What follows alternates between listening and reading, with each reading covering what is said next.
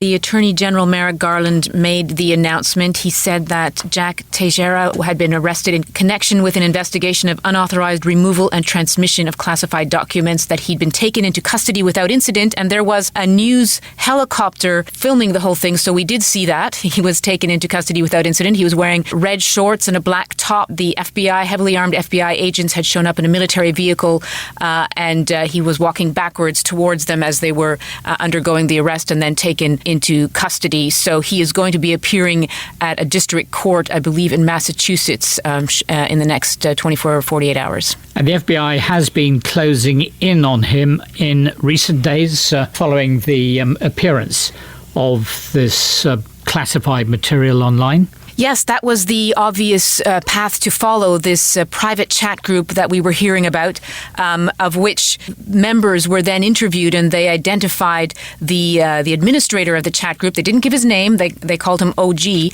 as the person who had uploaded all of those classified documents. It seems because it was a very small, tight-knit group, many of them very young, many of them teenagers, and he was older, and that he wanted to probably show that he had access to the documents, but also to educate them. He wanted to make them more aware of what was happening in the world, especially in Russia and Ukraine. He did tell them not to post the documents anywhere else, but that, of course, ended up not happening.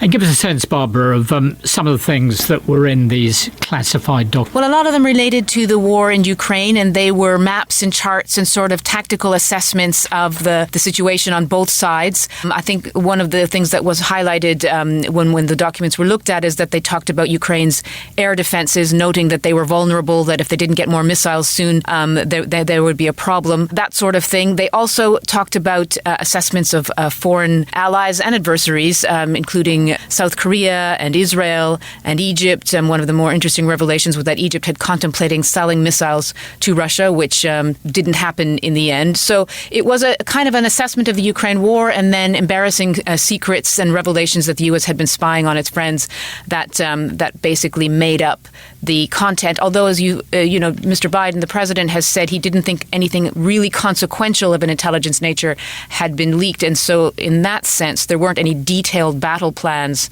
more like a U.S. snapshot of what was going on. It was, however, I think damaging, that's the assessment, to perhaps U.S.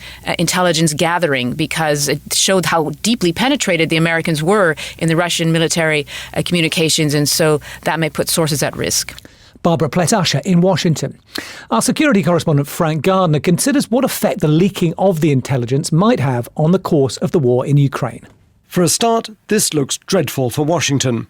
Not only is the world's largest and most lavishly funded intelligence community failing to keep its secret, the US does not at this stage even know how much more classified material could be about to get released into the public domain.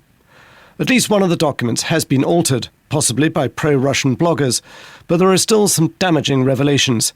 Confirmation that nearly 100 NATO Special Forces operatives are in Ukraine is a propaganda gift to the Kremlin, which has long accused NATO of fighting this war by proxy. The suggestion that Ukraine may be running dangerously low on air defense munitions could well tempt Russia to deploy more of its air force on the front line. If Russia is able to achieve air supremacy on the battlefield, then that would give it a decisive advantage, potentially blunting Ukraine's summer offensive from the outset. What the leaked documents do not reveal is the crucial timing and direction of that expected offensive. But while the Kremlin's generals will be carefully studying the documents, the high command in Kyiv will now be looking at how to alter their plans for fear they have been badly compromised. Frank Gardner. Joe Biden has become the first US president in nearly 30 years to address both houses of the Irish Parliament. After entering the chamber to rapturous applause, Mr. Biden said in Irish, "I'm at home." Reflecting on the anniversary of the Good Friday Agreement, he said peace was precious and needed to be nurtured. He said that political violence should never be allowed to take hold again.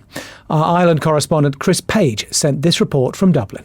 With an emphasis on transatlantic ties stretching back generations.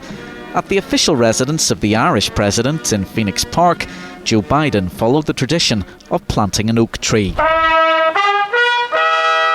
4 of his predecessors have taken part in the same ceremony: John F. Kennedy, Ronald Reagan, Bill Clinton and Barack Obama. Like Mr. Biden, they all had Irish ancestors. The US president rang the peace bell, which commemorates the Good Friday Agreement, the deal that largely ended the conflict in Northern Ireland 25 years ago.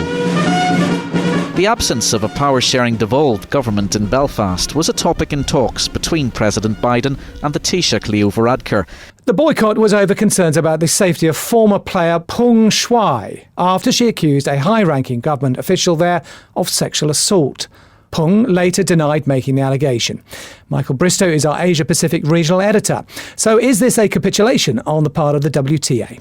It's certainly not how the WTA are presenting it, but certainly they've reversed a decision. 16 months ago, they decided to not hold any tournaments in China because of the treatment of Peng Shuai.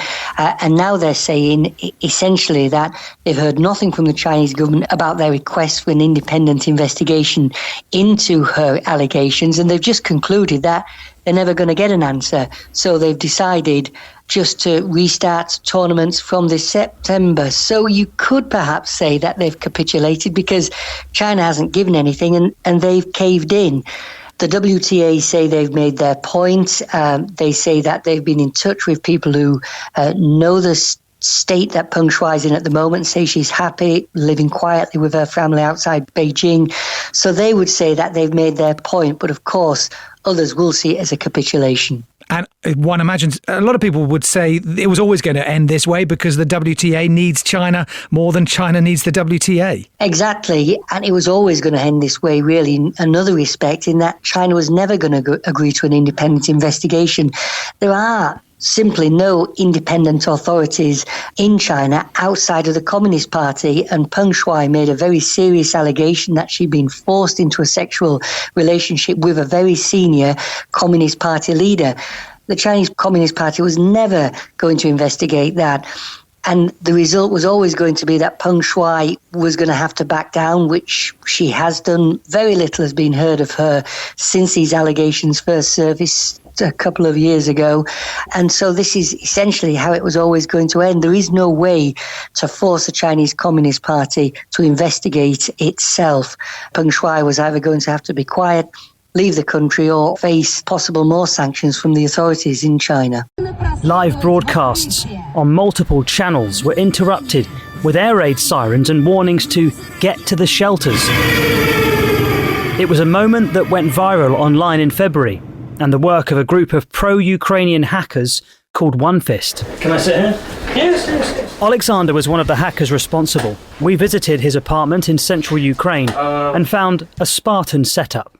No furnishings, not even a TV, just a powerful sound system in his bedroom and an even more powerful computer. He's one of the most prominent hackers in the IT army of Ukraine, a nearly 200,000 strong Telegram group which has been coordinating and celebrating disruptive cyber attacks for over a year. Out of the attacks that I remember well is the Russian marking Chesny Znak. It's the one product authentication system for the whole of Russia. We found the target, discovered how it operated, and came up with a way to stop it.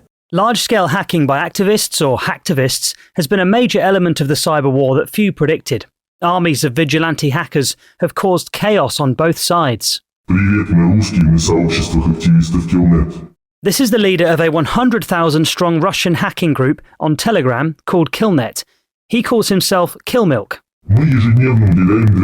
We devote 12 hours a day to Killnet because the main thing is to monitor the situation in the world. Then our actions come. I see no equal in the world to Russian hackers. This clip, complete with dramatic music, shows Killmilk in a mask urinating on a NATO and US flag. No target is off limits.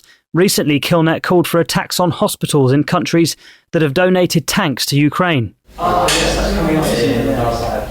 At Ukraine's Cyber Defense HQ, they deal with cyber attacks from all angles, but say vigilante attacks are becoming more sophisticated. They accuse the Russian military of working directly with vigilante groups. Viktor Tejera is one of the leading officials in Ukraine's cyber defense. These groups like Killnet or Cyber Army of Russia, they have these skills, they have these talents inside their groups. They have consultants from military. The Russian authorities didn't reply to our emails, but Killmilk denied that his group is linked to any special services. However, it seems the lines between vigilante hackers and military hackers have been blurred elsewhere too. This entrepreneurial spirit of Ukrainians. Roman started as a vigilante hacker, carrying out disruptive criminal attacks as a civilian. Now, he's part of the cyber military. He arrived to our meeting in full military fatigues in a park in the Ukrainian city of Zhytomyr, which is near to where he's training. He told me that even before he was recruited, his volunteer group was working directly with Ukrainian forces. So they basically started to give us some targets and say what to do, when to do. What sort of targets were you going for in those early days? Logistics, telecommunication. There were some disruptions in railway ticketing. So you took out the ticketing system for the southern Russia railway? For something like 20 hours or so. 20 hours, so no one could get tickets from the machines? No. It's the kind of attack that Ukraine's cyber military could never publicly carry out themselves as a responsible nation, but is seemingly comfortable to stand back and watch.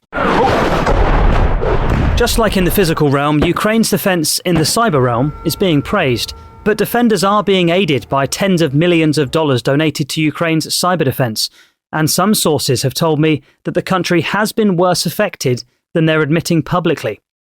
But for now, luckily the damage from the ongoing conflict in cyberspace has paled in comparison to the physical war. That was Joe Tidy reporting.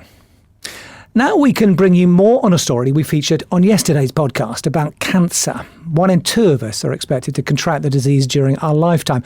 And scientists who have completed an unprecedented study say that they don't think a universal cure will be found soon.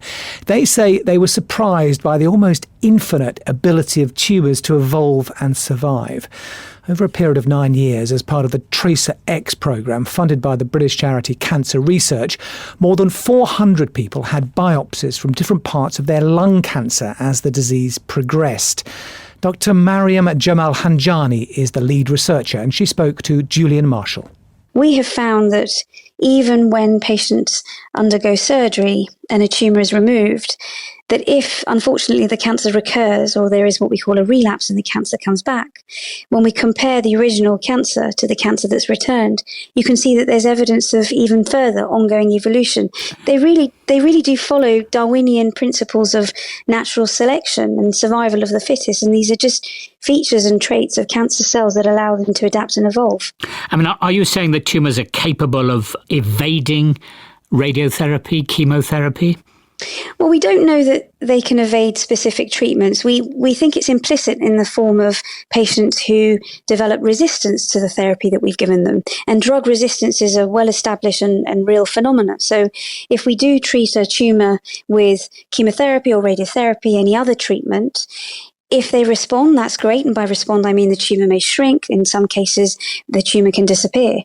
But in the patients in whom they either don't respond to the treatment or at some point the cancer seems to what we call progress or increase in size again, that really is indicative of drug resistance. And that means that at least a population of cancer cells in the tumour have developed the ability to, as you say, evade the treatment. What we do also know is in the absence of a cancer treatment, the patient has an immune system, we all do. And we see evidence that cancer cells can evade the immune system because the immune system should recognize a cancer cell as a foreign entity. And many of these cancer cells in time can evolve and adapt to acquire the traits and the characteristics of evading the immune system. We think that's probably one of the reasons why cancers return. I mean, do you expect your research to have an impact on the way in which tumours, cancers are treated? I really hope so. One of what we think very interesting and remarkable findings of the TRACER-X program has been that when lung cancers are diagnosed and a patient presents initially, and we analyse that lung cancer and we look at these individual cancer cells, we can have a measure of how genetically diverse the cancer cells are.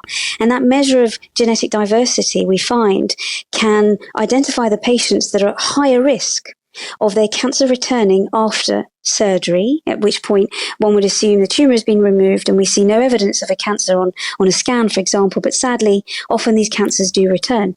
And so actually being able to look at a lung cancer and identify those features of genetic diversity might allow us to say, well, this is a patient who's at high risk of the cancer coming back. And do we intervene early before that occurs, given that there is a chance of the cancer recurring? And even, we go one step further, we can see that there are some features that tell us the cancer is very likely to recur in the first year or so after surgery, and even where it might occur. That's one finding when we look at the lung cancers. But, we've been able to identify these changes and the ability to risk stratify using blood samples. And perhaps you'd like to discuss that also, because that makes it just a little bit easier perhaps to impact the way in which we treat our patients. I should have asked this earlier, but your research was on lung cancers. But are you confident enough to say that the conclusions you've drawn apply to other cancers, ovarian, breast? There is no other program like TracerX that was set out at the outset to try and understand how cancers evolve. But there have been studies, and some of them from within our own laboratories and groups, where we've adopted the TracerX template, where we've said, let's try and understand the beginnings of a cancer and how cancers evolve throughout the disease course at relapse and beyond. And we do see similar features in terms of the diversity of a cancer correlating or associating with poor outcome, for example, in kidney cancer. We expect to see this in breast cancer, in melanoma, which is a form of skin cancer. So I do indeed believe that these sorts of findings can be applicable to other cancers, because again, even if all that we could rely on was the fact that patients sadly develop drug resistance and that we know cancers do not behave statically, tells us that these cancers evolve in time. That was Dr. Mariam Jamal Hanjani.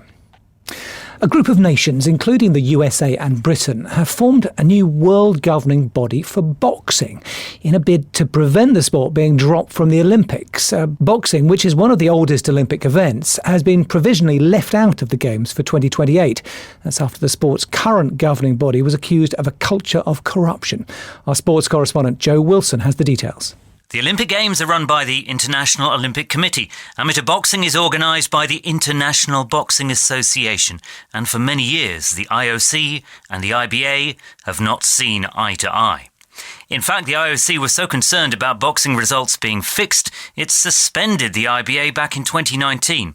And after a modern Olympic history stretching right back to 1904, boxing is currently due to be dropped from the Games altogether at Los Angeles in 2028.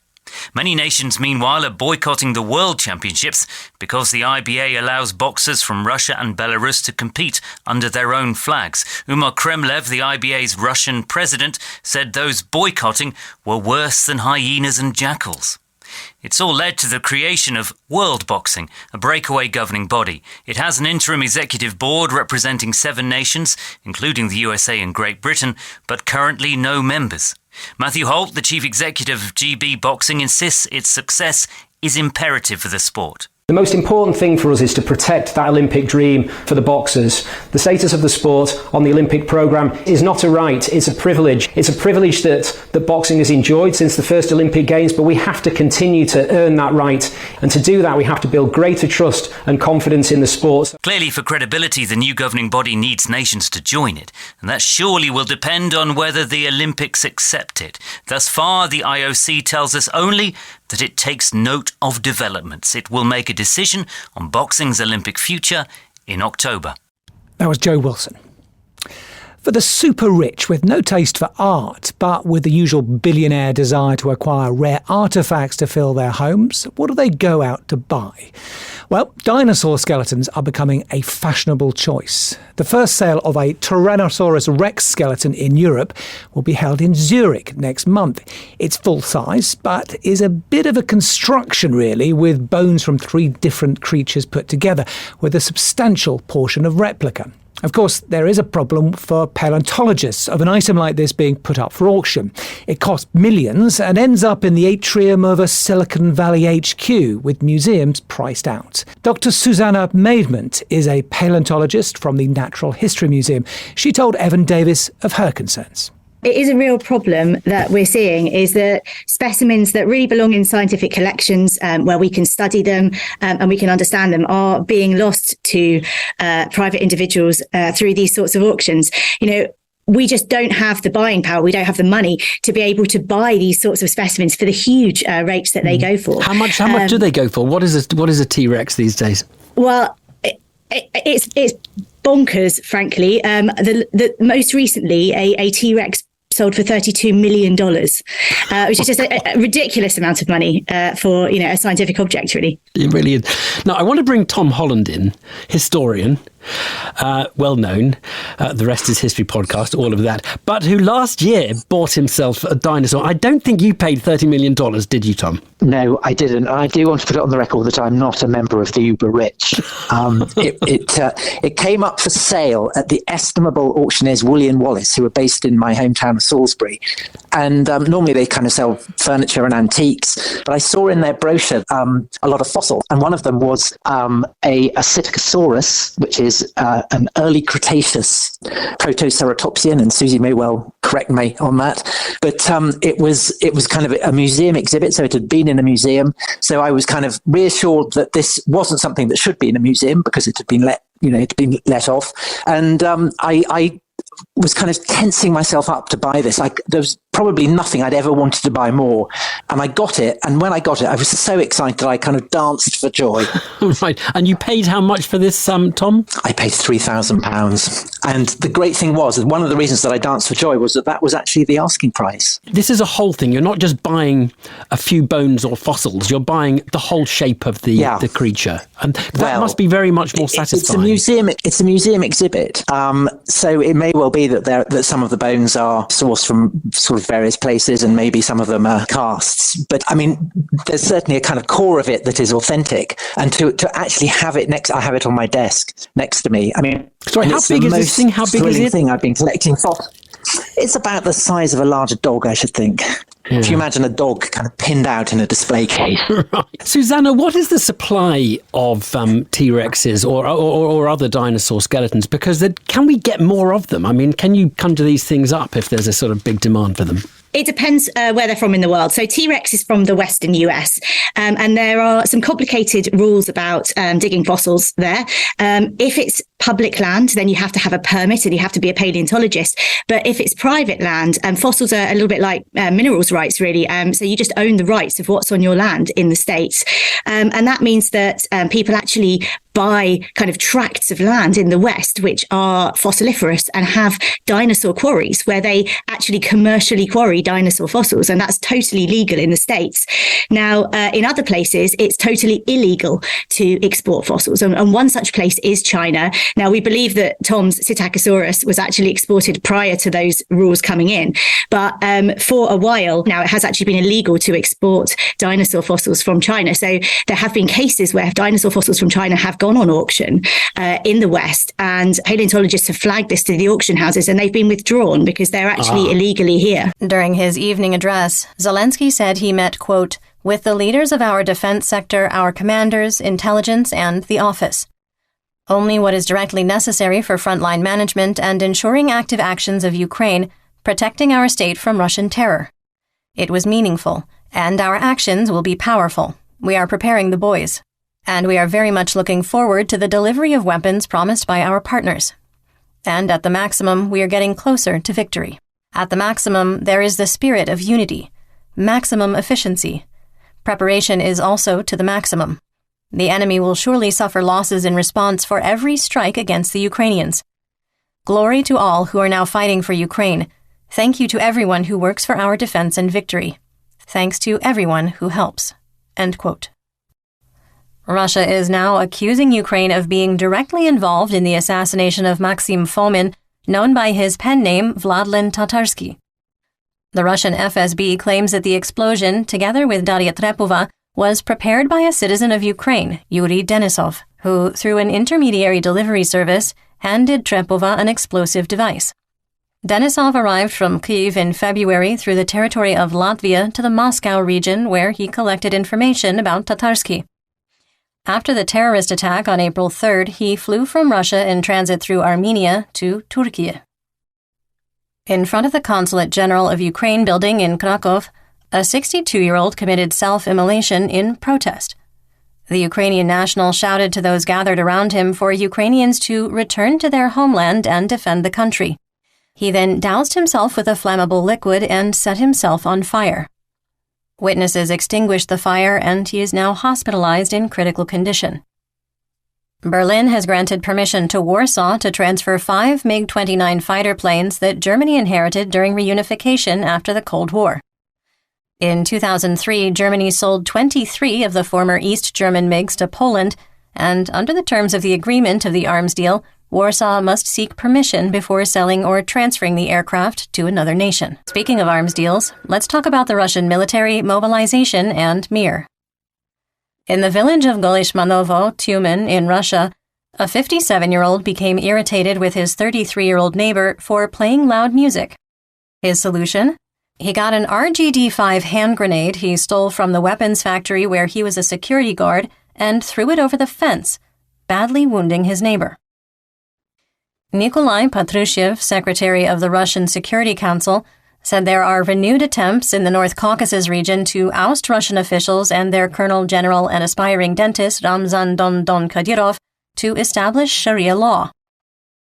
He indicated the situation is complex, saying, quote, "Contradictions persist among representatives of the religious community due to their personal ambitions, the influence of foreign Islamic preachers, and the struggle for the distribution of financial flows." End quote. He claimed that there are ongoing attempts to, quote, "introduce into the public consciousness the possibility of applying Sharia norms instead of secular laws, the displacement of traditional Islam by its radical movements, and the formation of new Salafi groups." End quote. Patrushev claimed that international terrorist organizations, without naming which ones, were intensifying recruitment in the North Caucasian regions. He claimed that the activity was being committed by secret cells of terrorist, nationalist, and radical religious organizations who are, quote, "controlled by Western intelligence services." End quote. In Chechnya, the region has been hit by increasing sectarian violence between factions aligned with Colonel General Kadyrov and anti-Grozny rebels. In a moment of clarity in understanding religion-fueled extremism, Patrushev added, quote, "I must note that among the reasons for the spread of extremist ideas is the low standard of living, the stratification of society in terms of income, an unsettled life, and corruption." End quote. In Kazan, there was an explosion at a gunpowder factory. An employee was carrying a powder charge to the ballistics test range when it spontaneously exploded, destroying his right hand. It is not clear if ammunition production has been impacted. Earlier, we reported on 2 westbound trains hauling T-12A 100mm smoothbore anti-tank guns in Russia. A video showed 6 of the guns being transported in Russian-occupied Crimea. The anti-tank guns will reportedly be placed on Crimea's west coast, several kilometers from the beaches. Post-World War II Soviet-era T-55 tanks arrived in occupied Zaporizhia and were deployed into combat roles. The T-55s are B-block with several upgrades from the original 1955 design.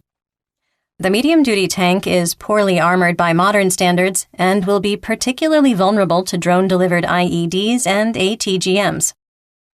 The 100mm main gun must be within 400 to 800 meters of a newer medium-duty or main battle tank to penetrate the armor without relying on luck.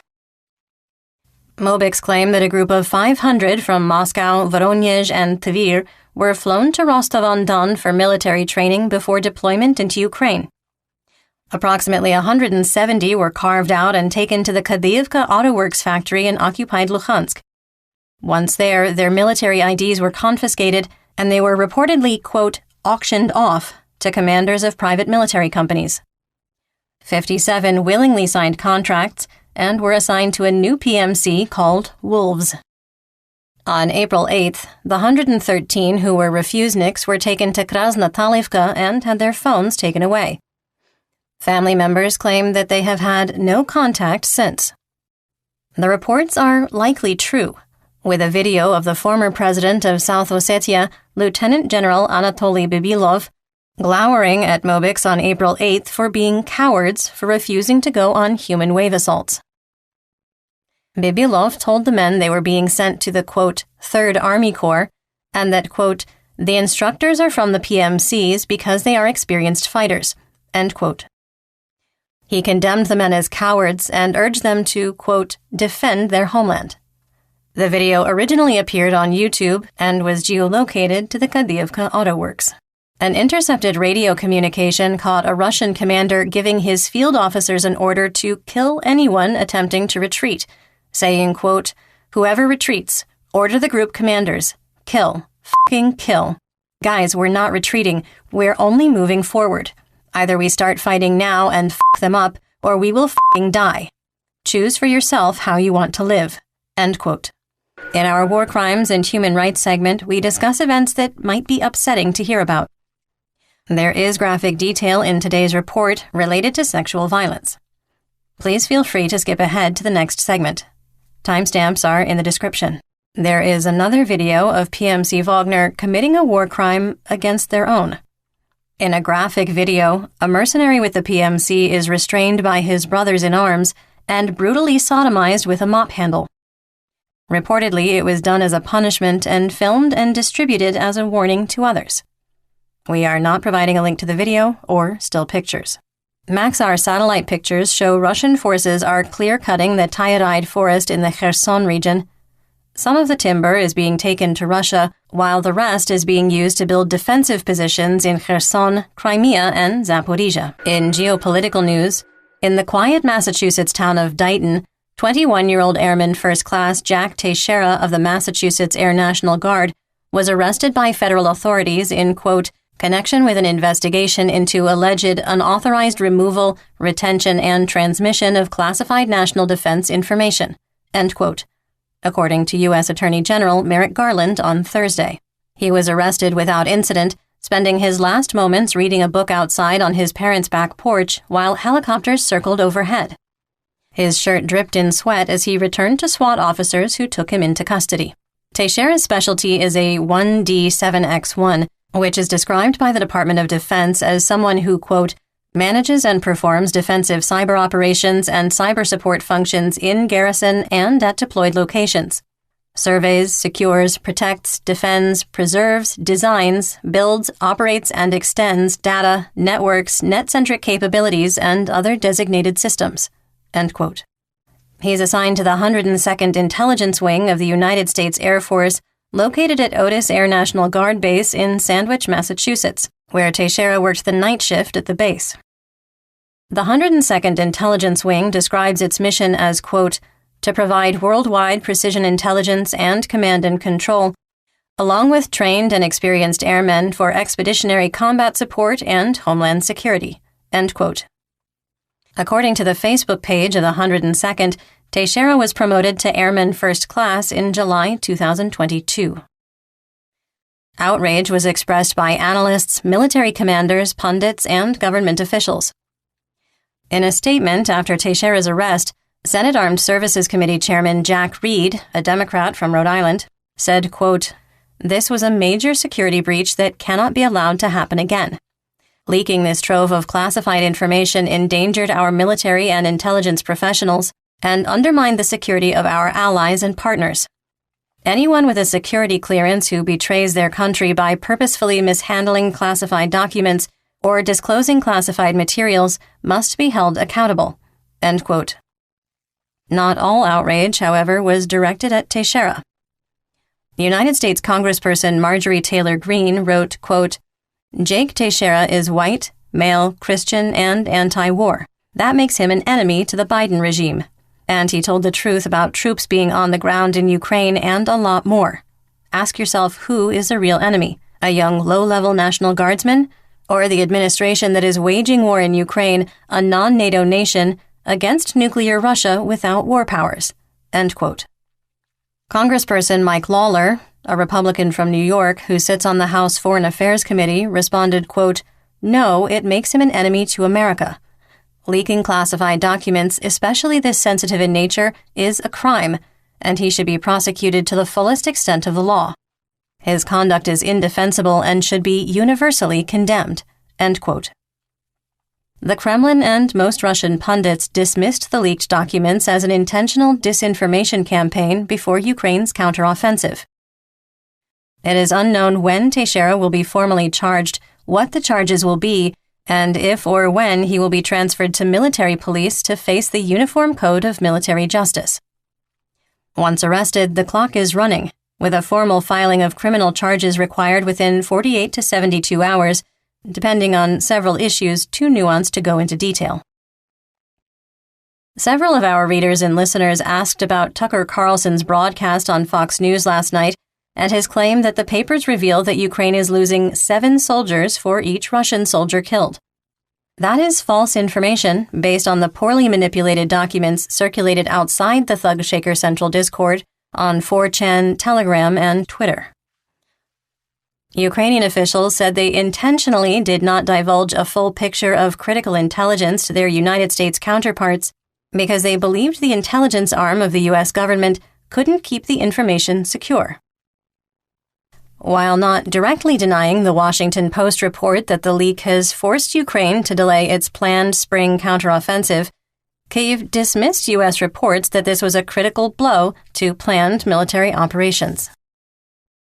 In economic news, using Rostat data, the analytical service of the Finexpertiza Auditing and Consulting Network calculated that the number of workers under 30 years old by the percentage of the population in Russia had hit an all-time low. The pool of available workers dropped by 802,000 in 2022, with 14.9% of the Russian workforce under 30 years old. The hardest-hit regions were Moscow, St. Petersburg, Penza, Novgorod, Tomsk, Astrakhan, Kabardino-Balkaria, Amur, Smolensk, and Adygea. Penza's workforce dropped by almost 20%, while the reduction in Moscow exceeded 15%.